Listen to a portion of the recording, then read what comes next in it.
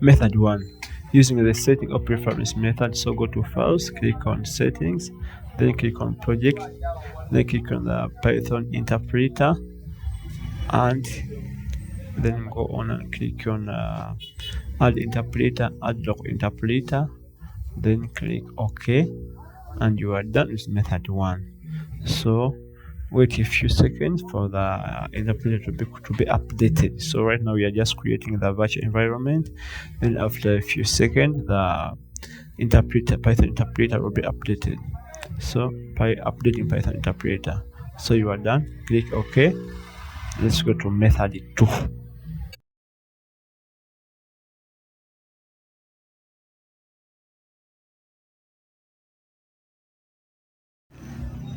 So method 2, we are going to add a Python interpreter by configuring the Python interpreter. So click on configure Python interpreter.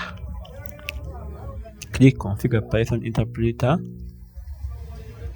then click add new interpreter, then click add local interpreter.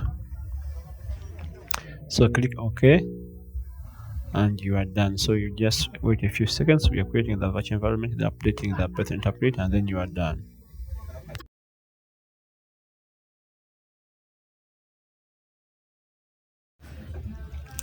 So for our final method, I've created a video about this. So you go on my channel page, you see 2 methods to fix: environment location directory is not empty, PyCharm. I've provided 2 methods, so I recommend you go onto this video and you watch it, and you watch the video so that you can get more knowledge about this method.